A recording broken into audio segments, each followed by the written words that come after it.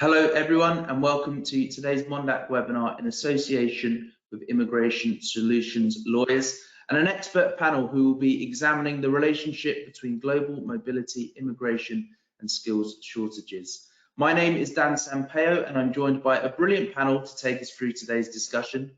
Anne O'Donoghue is an accredited immigration law specialist with over 30 years of experience. She is the Director and Principal Lawyer of Immigration Solutions Lawyers and is acknowledged as one of Australia's leading immigration law specialists and has special interest in modern slavery, human rights and professional ethics. She has been instrumental in developing the field of immigration law in New South Wales and was the founding Vice President of the Migration Law Committee of the Law Council of Australia. Ray Brackham is CIBT Senior Vice President for Thought Leadership, Advocacy and Public Policy. In this role, Ray is responsible for building client strategies that get in front of the ever-evolving fields of immigration, cross-border regulations and global mobility. Prior to this role, Ray served as Managing Director for the United Kingdom, where he was responsible for leading CIBT's combined UK businesses, including Newland Chase, CIBT Visas and Newland Chase Education.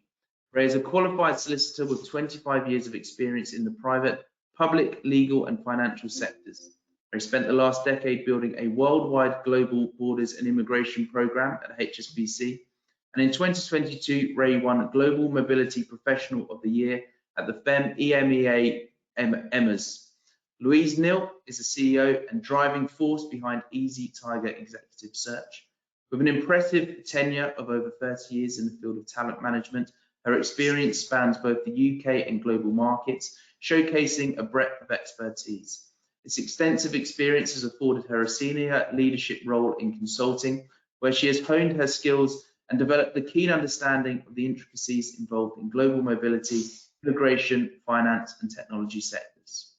And completing our panel is Baroness Helena Kennedy, who is Director of the International Bar Association's Human Rights Institute and is one of Britain's most distinguished lawyers. She is a Scottish barrister, broadcaster and Labour member of the House of Lords. She has spent her professional life giving voice to those who have least power within the system, championing civil liberties and promoting human rights. She has used many public platforms, including the House of Lords, to which she was elevated in 1997, to argue with passion, wit and humanity for social justice.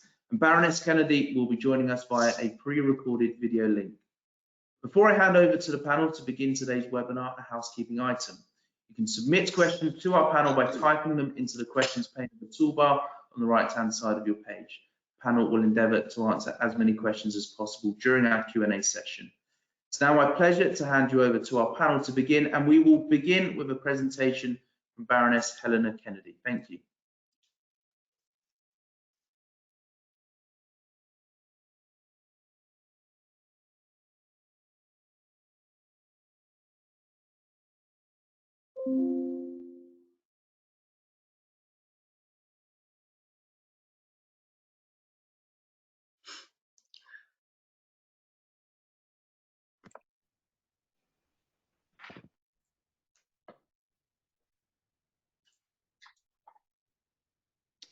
It's lovely to join you, and I'm sorry that I'm doing so indirectly by Zoom rather than being present with you. I wish you a very successful event, and let me just start by saying that I'm not an immigration lawyer, but I've spent my life essentially in the criminal courts doing high-level criminal cases, often of a political nature. But more recently, a lot of my work has been involving international human rights. And I've come to, in many of those cases, to understand the urgency of asylum visas in order to get into countries far and wide, often fleeing serious persecution, otherwise fleeing war zones where they would have not survived. And so I just wanted to have say one or two things to you about the way in which our world is going. I do think that immigration is posing a crisis and a serious challenge to nations around the world. often the nations that are next door to the places from which people are fleeing, so that, you know, places like Syria, places like people fleeing Syria go to Jordan or Lebanon, and so they have huge camps for refugees. Other places in Africa and so forth bear the burden of great movements of people. But sometimes our further flung nations are required to really assist with those who are fleeing persecution. But let's first of all deal with the facts of immigration.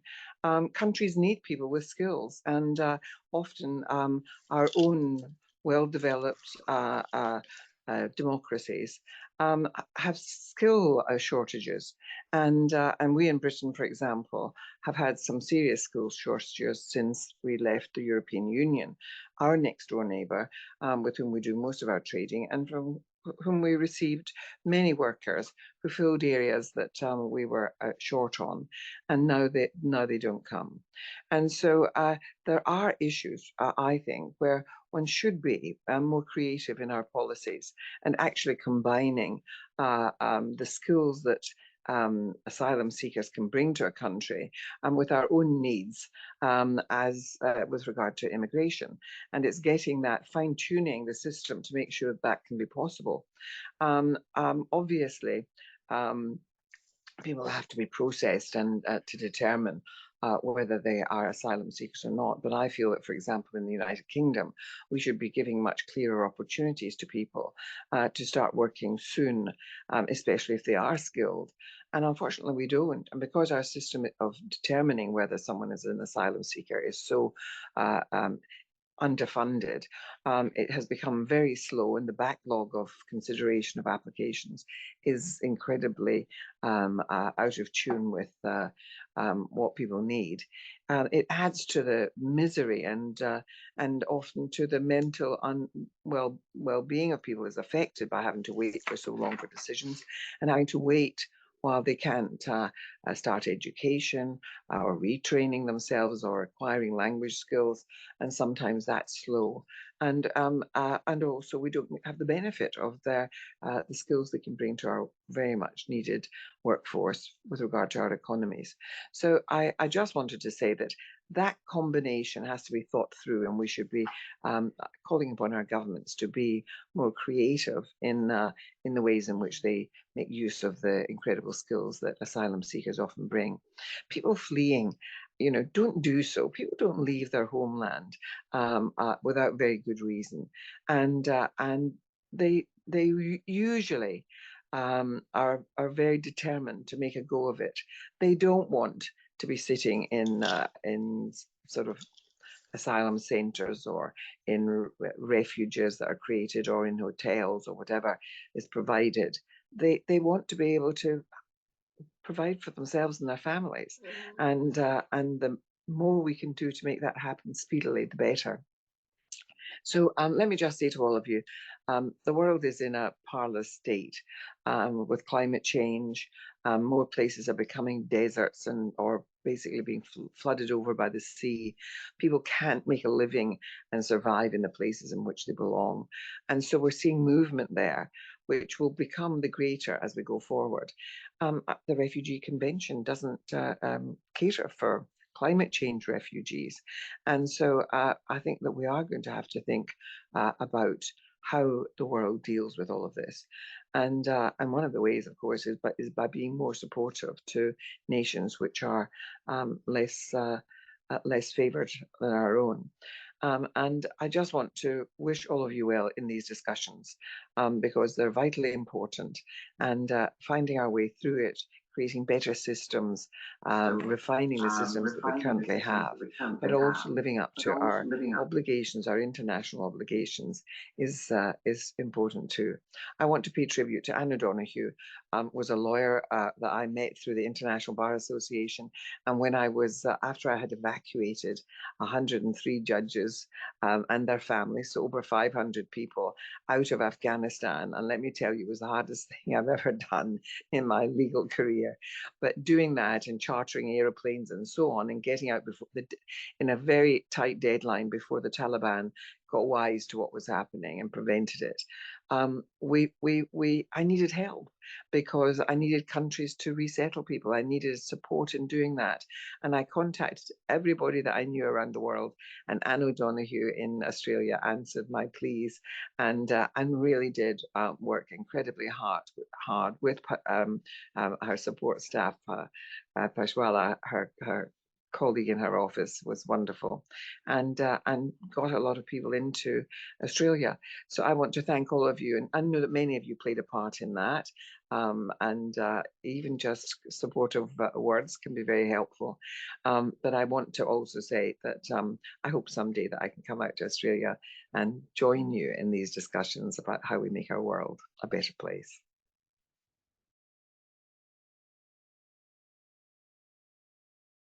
Well, thank you very much for that fascinating insight from Baroness Helena Kennedy.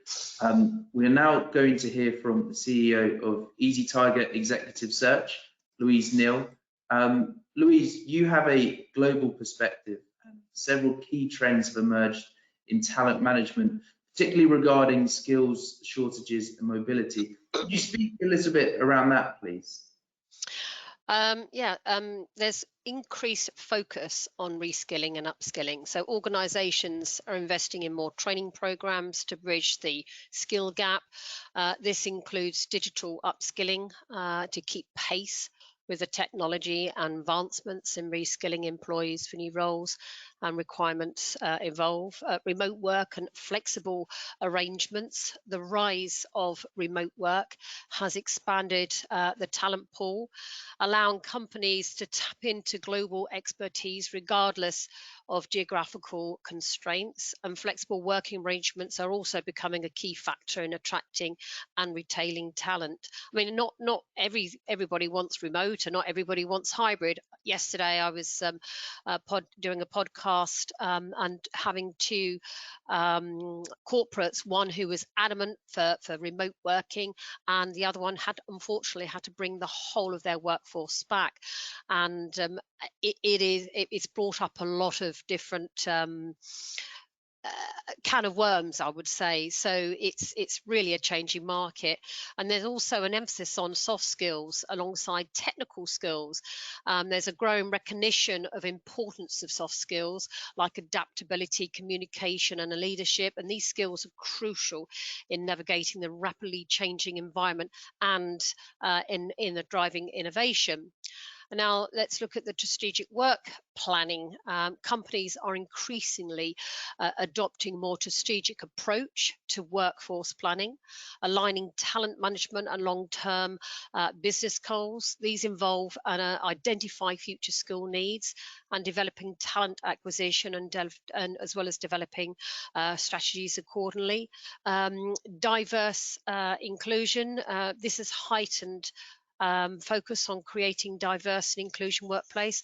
Companies are recognizing the value of diverse perspectives and experience in driving business success and innovation. And global mobility and localization. While global mobility remains important, there's a trend towards localization and hiring local talent, especially in key markets. This approach helps understanding and integrating into local markets, culture, and regulatory environments. Data-driven management, the use of data analytics in talent management is increasing. Companies are using data to make informed decisions about hiring, training, and deploying their workforce. There's another area of well-being and mental health. Employee well-being, including mental health, is being a priority. They're prioritizing. Companies are acknowledging that healthy and supportive work environments is key to employees' productivity and retention. So that's what I'm going to discuss that at the moment. Any questions? I'm sure that we will have plenty of questions coming in, Louise, from our audience. It's a fascinating subject. I would like to move on to looking at Easy Tiger's personalized approach, addressing the unique talent needs of clients and candidates in the current global talent landscape. So how have Easy Tiger's principles of dedication, honesty, and a focus on people contributed to successful talent placements? Well, I mean, I've been in talent management for over 30 years. I'm very old school. I always train my staff to think, well, if you were in this situation, you want the best. Don't sell a company, don't sell people. These are humans' lives, and that's really important. And so I gain trust with my clients. I'm the extended arm of their business, and I've signed many an NDA, and try and understand their future, their vision, and really get to know the client's business and the type of people they want within within the various departments. And once I've got that trust, we go to the candidate pool, and it's a really I love what I do, and I think when it comes to recruitment, talent management in any country, we work all over the world, and I think I have one of the best jobs in the world in talking to people, understanding them, and my job and my team is to match their career and making sure that they actually have that career. So I've recruited even for Ray and his team over the years, and I think I mean, maybe Ray can tell me or not if I've done a good job, but I think there's been incredible talent that has been within definitely the organisations that Ray has been involved in, and I think it's just really being that personal and honest and transparent. Also, it's advising those clients, advising the trends and understanding what is happening in the world, not just within the general economy. It is also happening in the trends. Done a huge amounts advising since COVID, understanding how to employ people on a remote basis, which I think a lot of corporates really, well, if they've never done it before, let alone recruit remotely and try and help them navigate that staff's career until that lockdown had actually been finished. So we gave a lot of help to the HR. We were extensions, and it's just always being, it really is just being adaptable. And I think this is what we've got to coach our clients and candidates. We're in a really big adaptable market, making sure that advising corporates that working from home is not, coming back to the office is not always the right move, depending on the amount of talent within that area. So we're an advisory, transparent, and I think very honest company that we work well with, with all our corporates. Brilliant, thank you, Louise, and you can certainly hear your passion and love for your work coming through there, which is brilliant.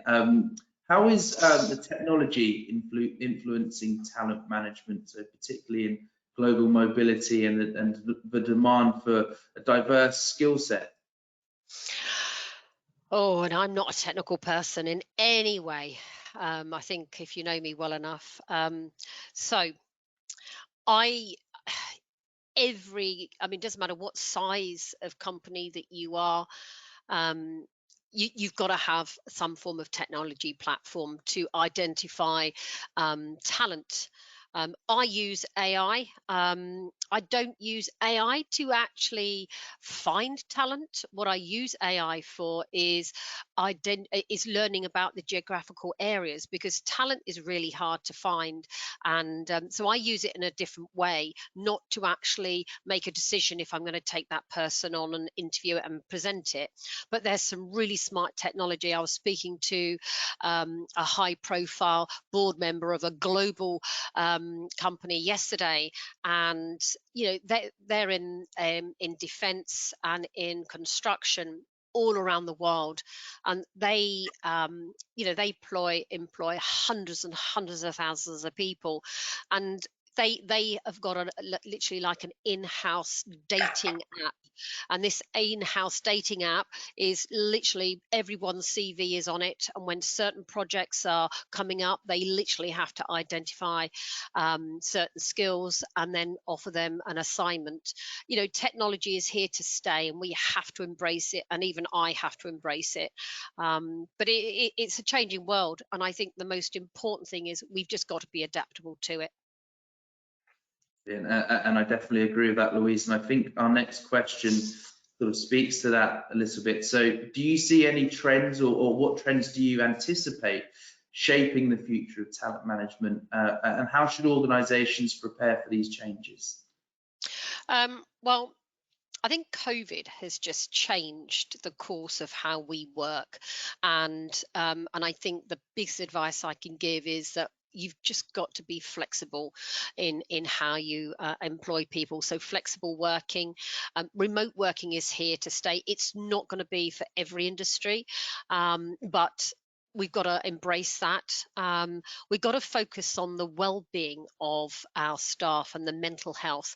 And unfortunately, even if you're a remote worker, you can't identify if that person is actually suffering from mental health. So technology has got to be definitely implemented on a remote basis. So that's really something that corporates have got to look at. AI is here to stay. I've been to many conferences to see how AI works, and it is mind-blowing, and I know a lot of organizations will implement it. DE&I, that is a huge talking point, and that is going to be a massive priority, and if not, it should be within the workforce. We mustn't exclude any cultures or anybody now, because they all have the rights and great skills. Strategic work planning, we need to really look at the work planning and how talents needs and manage their workforce transition effectively. We've got the sustainability for corporates' responsibility as well. I think that's probably the main areas I would really emphasize on corporates. The balance between global mobility and localization as well.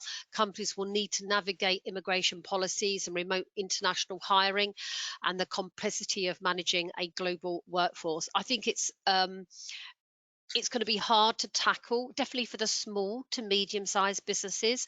But I think it's an exciting world, and we've all just got to, unfortunately, be adaptable and embrace challenge and technology. But don't ever replace technology for a human, because I think we are here on the earth to actually communicate and do things and achieve things.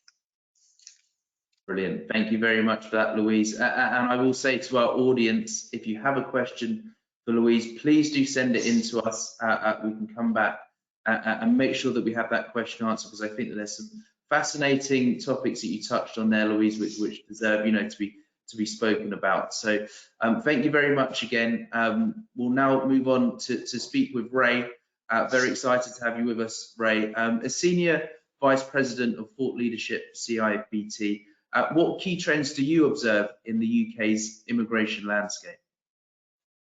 Well, firstly, thank you so much for inviting me to this.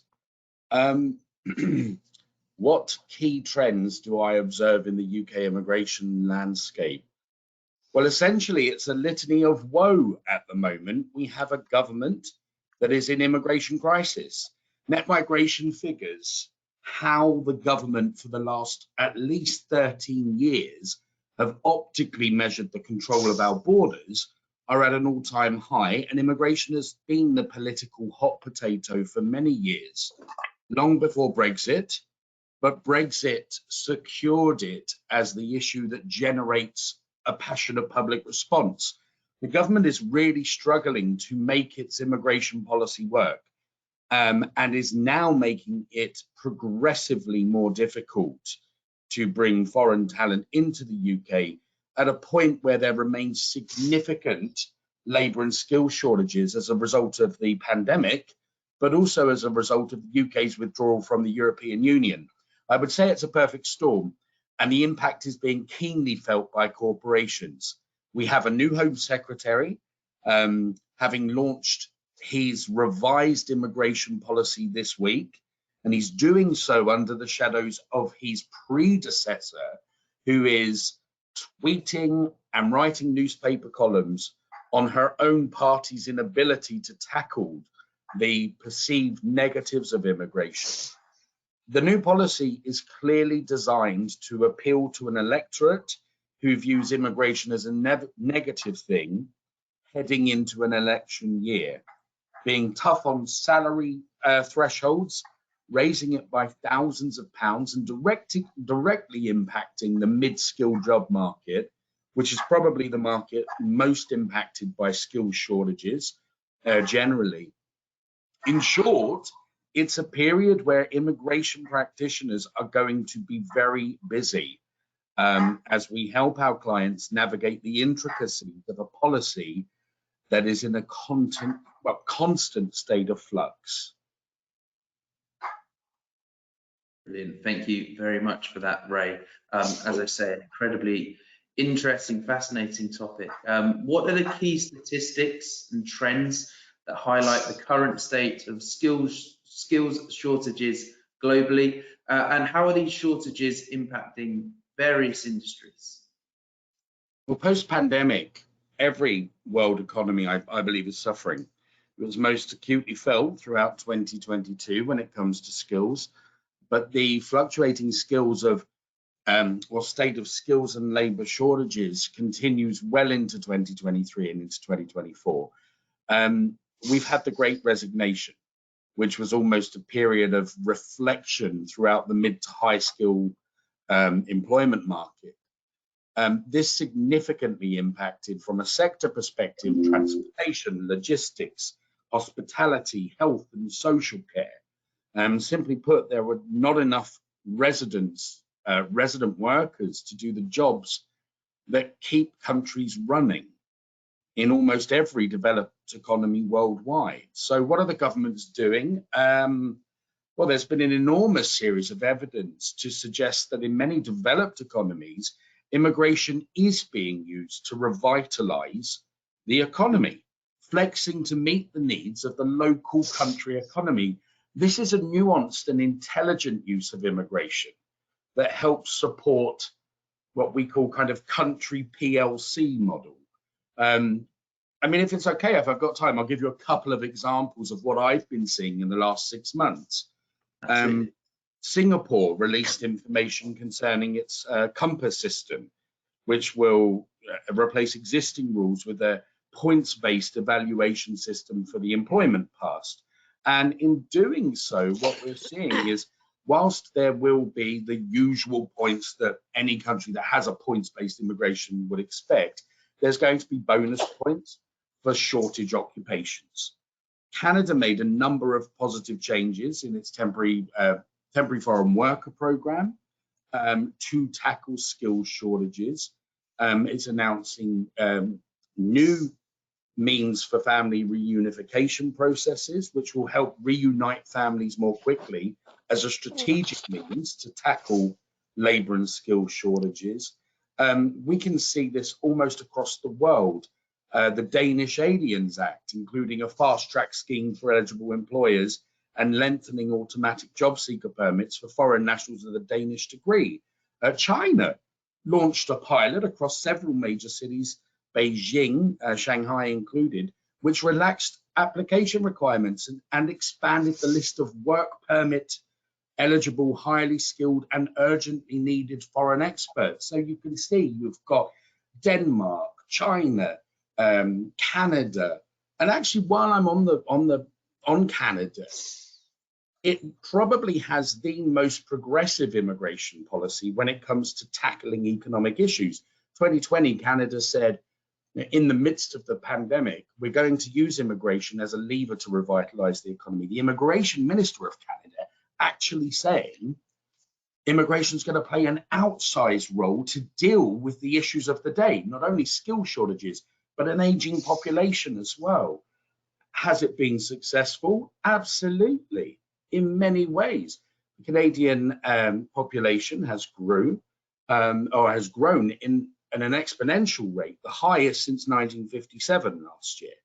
Kind of baby boom years, that kind of population growth, which is what Canada needs. Immigration has played its part. I think the proof of the pudding, as we say in the UK, even though I am in New York City and it's 3:30 in the morning, so excuse me if I'm a bit tired, but it has to be seen when a country actively spotlights immigration as a public policy means to address economic conditions. So this includes skill shortages, this includes aging population. When economic conditions require immigration to step in, it invariably can. And we are seeing that in very many countries, not necessarily in the UK at the moment. Thank you very much, Ray. What strikes me looking at these different models, Canada, Singapore, there are different effective strategies that can work. Do you think there could ever be a sort of one-size-fits-all model for different countries that they can implement, or do we need to be flexible, different countries, as you say, looking at the economics of the country and things like that? I don't think there could ever be a one-size-fits-all immigration policy worldwide, but I think what we need to see is that the very many benefits, the positive benefits of having a nuanced immigration policy that can respond to the issues of the day, but do so affording those migrant workers with dignity and integrity. The countries that are doing that, I think, are faring much better on the international stage. And if you think of a country as a PLC, brand reputation is paramount. And the way you treat people, or the way a PLC would treat its employees, is paramount. So if you kind of keep that analogy into country PLC, the way migrant workers are afforded dignity, integrity, and treated is also paramount. I think it's a wonderful thing to see immigration policy being used as a agile flex component of a revitalization plan. I don't think many of us really anticipated that would be a growing result of the pandemic, for example. It's an exciting time to be an immigration practitioner. But from an employer perspective, it could also, I imagine, seem like quite a turbulent time. Thank you, Ray. Considering the global mobility of talent, what strategies are organisations adopting to retain skilled professionals in an environment where mobility is high? That's a good question. I mean, international or global mobility for international companies can be utilized, of course, offering short, medium, and long-term assignments for using some of these new rules and the pathways that are being created by some countries to revitalize their economies can almost create a more agile and responsive mobility strategy. But these are really shifting sands. So being aware of which countries in your footprint as an employer are making it more difficult and which are making it easier to hire foreign talent, and then aligning that to your own talent needs. And if you've traditionally hired foreign worker talent in those countries where it's becoming more difficult, going into a bit deeper dive and determine whether or not the public policy actions of governments are going to make it more difficult for you. Be flexible, be willing to adapt, be willing to turn your immigration talent and mobility talent strategies on a dime when rules are changing quickly. I mean, in truth, though, you've got to be cognizant of the matters that matter most to your talent pool, whatever it be, and wherever it be. We live in a globalized world that has been impacted significantly by a once-in-a-lifetime pandemic, absolutely. But it did also show such enormous resilience in the world of global mobility. employees remain the greatest asset of any country, and the human condition is such that a certain percentage of those will want to see the world. So maintaining a robust and inclusive mobility strategy, looking at the wider world and seeing how your strategy is impacted by it, but can then also impact it. So I think that would be my kind of key message here, is agility, flexibility, and being aware that we are, from a policy perspective, existing on very shifting sands. Thank you very much, Ray. And the final question we'll ask, and thank you again, it's been fascinating to hear from yourself. Looking ahead, how do you foresee the landscape of skills shortages evolving globally, and what trends can we expect in the near future? There, in the mid to high skill sector, there will continue to be shortages in almost every developed economy. And I think what the move to digitize, the use of AI and the use of technology, so the stuff that Louise was talking about, is going to have such a significant and, dare I say, unannounced impact. We all know it's happening. How do we embrace it as employers? Well, it depends on your own employment strategy, but it also depends on your ability to truly understand what is happening in the worlds of robotics, AI, digitization. Indeed, the immigration regimes of most countries are utilizing digitization in a way or in an accelerated pace that we didn't anticipate. CIBT visas, we've looked at 70% of e-visa pathways have been introduced since the pandemic, and there exist hundreds of e-visa pathways throughout the world. So being cognizant that the world itself is changing and skill shortages are continue to be high in most economies, that is going to be changed and altered itself by digitization and use of AI and robotics and all of those technology things that, Louise, I'm with you, I'm not really an expert on, so I can't comment too much. But the skill shortages and labor shortages themselves are going to have a series of impacts that start to shift them. How immigration can be used, I think I've covered enough, but it is evolving, and it's not going away. This concept of skill shortages, both the Baroness Kennedy and Louise have made it very clear that skill shortages have to be met by, I think, bravery and an ability to think outside of the box. Excellent. Thank you very much, Ray. And as you say, it is very early or very late, depending on your outlook. Depending on your clock. Really appreciate you being with us. Anne, before we move on to your presentation, we've had a question in from Joanne, and I guess I could open this up to the whole panel.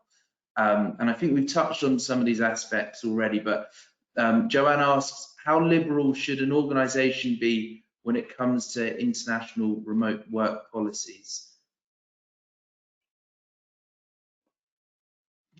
Well, I think it's an interesting question. It's how liberal do you go? Remote work, from my perspective, from my law firm's perspective, has been very successful. But that's remote work within Australia. I mean, if you were to have a situation where we use an example like China, you wanted someone to work remotely in China, it raises a whole lot of other issues, especially if your main business is set up in Australia. So I think it does depend where that remote work is being done. I don't know what Ray thinks or what Louise's response would be, but I think it does depend on where that remote work's being done, because you have issues of security, you have a whole lot of other issues, and different countries have different laws that apply. And although that worker is a remote worker for you, that worker is in another country and is obliged by the laws of that country. Yeah, I kind of agree with you, Anne. I think the most important thing is if you are going to have remote workers, you've got to make sure you understand what the implications are on the tax and making sure that they are compliant within the local labour law. So yeah, be as liberal, but you've got to think ahead and realise it might. You can't be too liberal. You have to No, be you liberal, can't. There's a huge pragmatic, amount of think out of the compliance. box, but not too liberal. No. Ray, what do you think? I think if we split remote working into those workers that you employ in the country that you employ them, who want to work from home, or one thing, you can have a more liberal policy there, and you can adapt to your kind of employee needs. And you can use it also as a kind of talent retention tool as well. However, if you have employees who are kind of international remote workers, what Anne and Louise have said, and they just the fundamentals, there will be tax consequences. There will be invariably immigration consequences unless the person is a national of the country that they're working in or have some form of pre-existing immigration conditions that enables them to work. So you have to think about quite a few things, and it's not just the payment of income tax. There could be corporate tax issues too. Any international remote work policy has to be robustly reviewed by not only immigration experts, but all cross-border compliance experts. And you can't be liberal where it would be a breach of a country law or rule. You have to be aware of it. Brilliant. Well, thank you very much for those answers. Anne, I'll hand over to you now for your presentation. Thank you. Well, when Ray started, I thought, I mean, is Australia singing from the same songbook as the UK is singing from? That's what brought to my mind. I mean, immigration is a political hot potato at the moment in Australia as we speak. I do think there is a positive spin on immigration that needs to be said, that people need to be reinforcing it. But you have the domestic reaction, especially in Australia, to what's happening now after the High Court decision. And then we've got this massive skill shortage where changes have come in Australia on the 25th of November, which do help and alleviate to a certain extent, but they are for people that are already in Australia at the moment so that we can keep them here. We've got 700,000 temporary residents in Australia, a lot of who do not have a pathway to permanent residence. This is the result of COVID because the colleges were closed. Some people were allowed to remain in Australia on 408 visas and continued. And then they opened, when the borders opened, all the colleges that had been starved of fees and funds opened. And it's sad to say there are quite a few what I call Mickey Mouse or low quality colleges that have produced qualifications that don't give people a pathway to permanent residence. So that's a challenge for the Australian government at the moment, the number of temporary residents we have in the country without a pathway to permanent residence. Some of the changes they've made to the 482 visa, which is the temporary sponsorship visa, will help to alleviate that. But, you know, you've got to be eligible to apply for a 482 temporary sponsored visa. That's when an Australian company will sponsor you.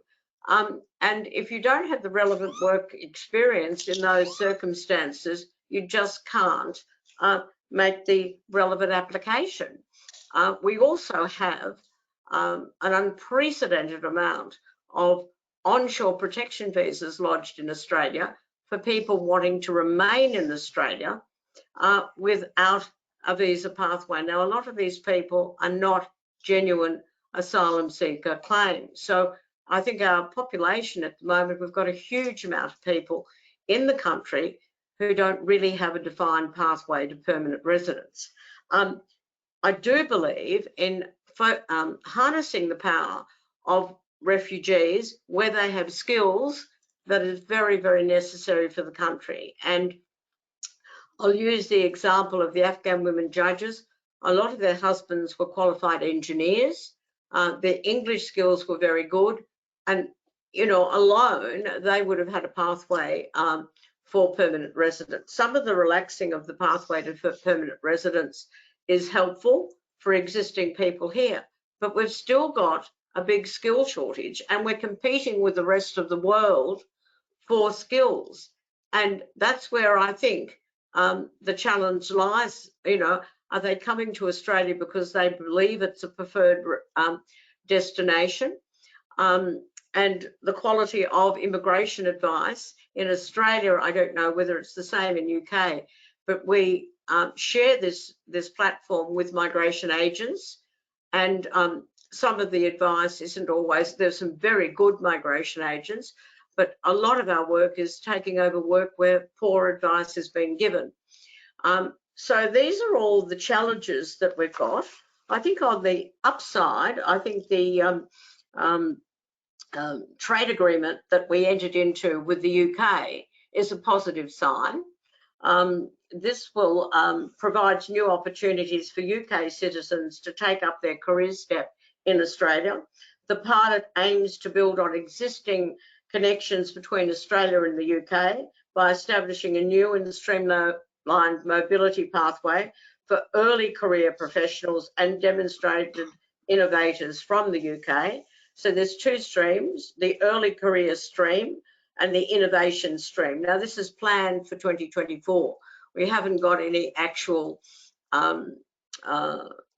clients applying at the moment. The total visas under this scheme will be 1,000 in the first year and 2,000 in the second year of operation, during which the program will be reviewed. There's also been movement with the aged skill sector, which I'm sure is similar to the UK.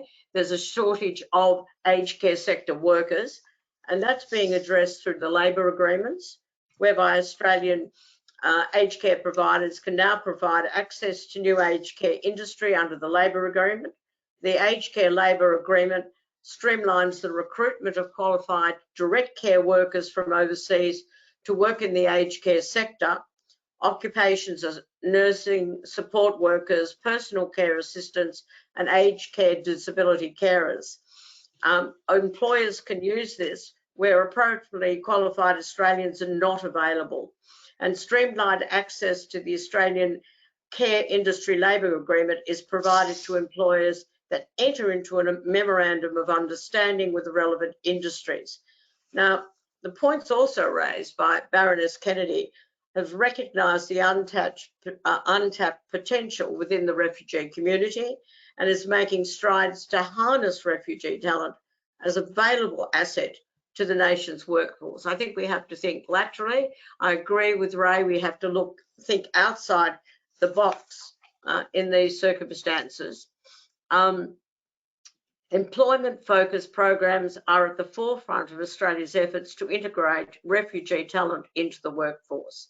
And there is a community support program in place where Australian businesses can use the program to offer employment to someone in need and help them settle in Australia. In order for the company to be eligible, they need to become an approved proposing organisation. APO are organisations that the Department of Home Affairs have appointed to assist people in humanitarian need. So these organisations will assess those people, and if they see that they've got skills that they could bring into the country, then that is a way for them to come into the country. At the moment, the Asylum Seeker Employment Skilled Program is an $11.65 million initiative to assist asylum seekers to find employment. So that's really what I wanted to talk about. If there's any sort of, I can go into a whole lot of legislative changes and things like that, but I'm inclined to agree with Ray. I think we have to think outside the box. We're currently going through a review of our immigration policies, and the outcome of the review we hope will come through sometime next year. I already touched on the fact of bogus applications that have got all these temporary resident people in the country, and that's a strain on everything if there's not a pathway or they haven't got skills that contribute to the country. And in Australia, immigration is a political hot potato, like it is in the UK. C'est la vie. This is what we live with. So any other questions on the chat box? Or Thanks, Anne. We have just had a question in, and it's addressed to you. What changes are you keen to see in the continuing review of the migration system? well, I've always felt that we should have an essential skills visa. You know, with the changes that have come in, you know, they sort of scrapped the occupation list, but so that any occupation could be sort of applied for. But prior to that, we had so many different lists that it wasn't funny. And I think really, if we have a lack of certain workers in a particular area or that, and I support the initiative of the labour agreement for the aged care workers and those types of things, we need to address that. And we don't have an essential skills visa. I mean, CEDA and other organisations have come out and spoken very strongly about the Commonwealth for that, and CEDA is the Commonwealth for Economic Development in Australia.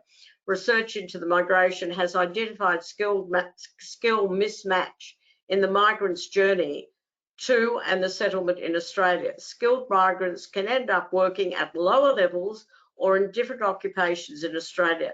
This further affects Australia's ability to advance itself and heightens concern around wage disparity and migrant worker exploitation. Another area of interest that I have great interest in is modern slavery. And often you find worker exploitation where salaries are extremely low. So it is a very exciting time to be working as an immigration lawyer, but it's a very challenging time as well. And you really have to be up to the mark and following everything, because, you know, legislation is so political. And I think as we speak today, the bill was passed in Parliament in relation to, we had a High Court decision, and there was a lot of political fallout. Both parties were blaming each other, which is the usual modus operandi.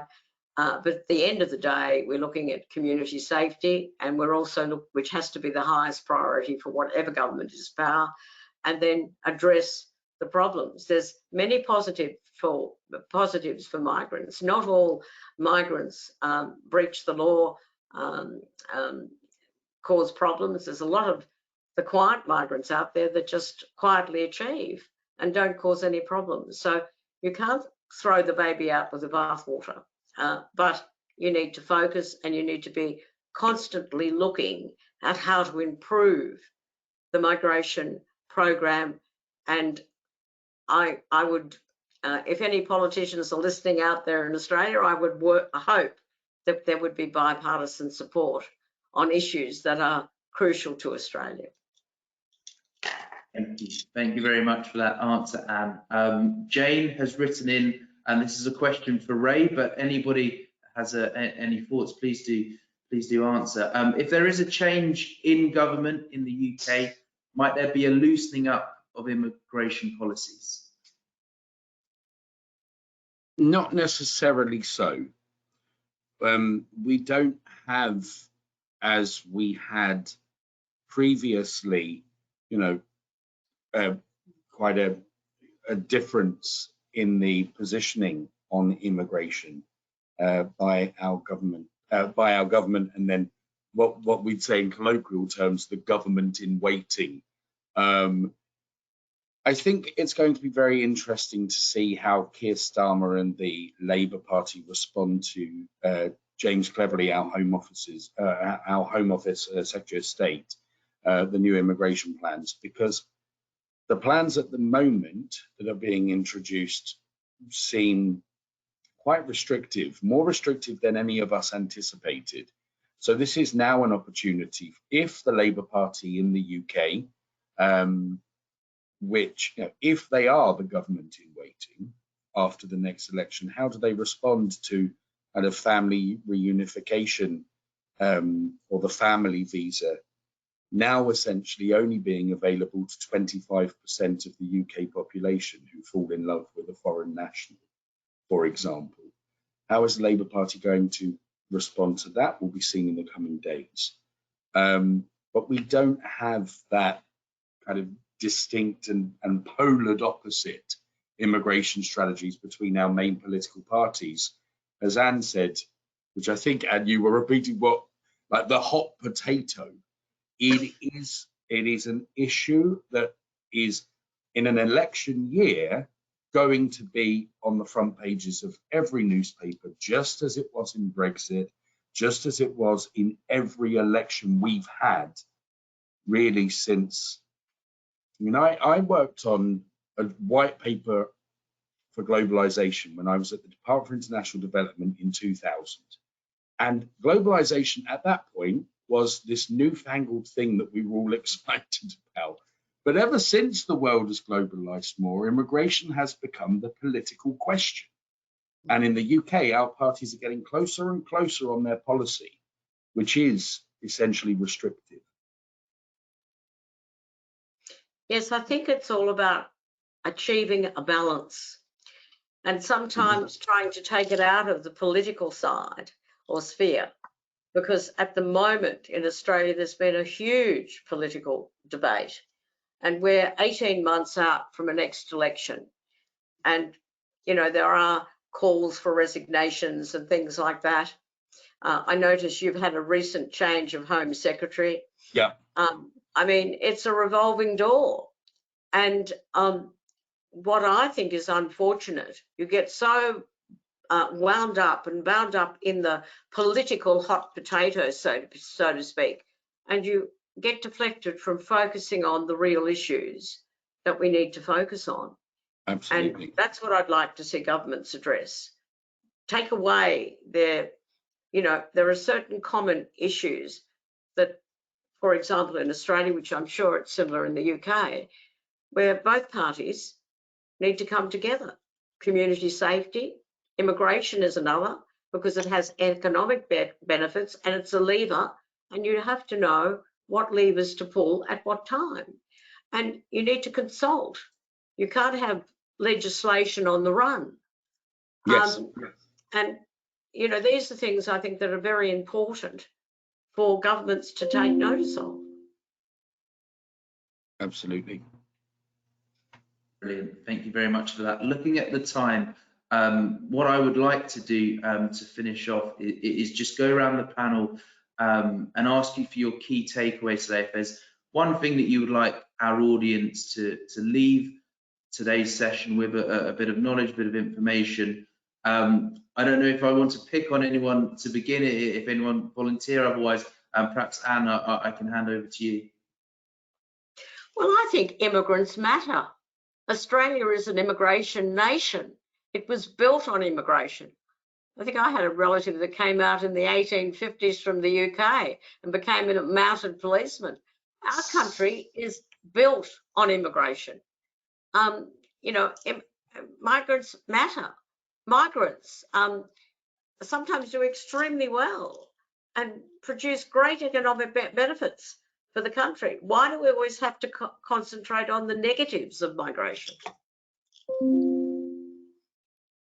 Absolutely, absolutely. Thank you, Anne. Ray, Louise, if you have any parting thoughts at all, please do share them. I just think that workforces must be adaptable and definitely be open to taking on migrants, but then you've got the immigration issue. But I think it's an exciting time for everybody, but just be adaptable and flexible. And I'd wrap up by saying that the positive impact of immigration will always exceed the perceived negative of the sum of each part. So every country has benefited in this globalized world from the movement of passionate, talented people. And we should not lose sight of that when it becomes a political question. Yeah, I agree with you there, Ray. Thank you, Anne, for having me. Thank you so much. It's a pleasure to have you all. I wouldn't have met you if I hadn't gone to Orlando. So it was a pleasure having you, and thank you for your contributions. They've been substantial. Absolutely. And thank It's you, been a Dan. pleasure. Thank you. Thank you, Yeah. Dan. And thank you, Dan. Without Mondark, this would not have happened. Absolutely. No, thank you very much. Well, pleasure is ours. It's been fascinating to spend an hour with you this morning, this afternoon, this evening. So yeah, I hope you all have a lovely rest of your day. Thank you to our audience for being with us as well. See you soon. Goodbye. Thank you. Bye-bye. Bye. Bye.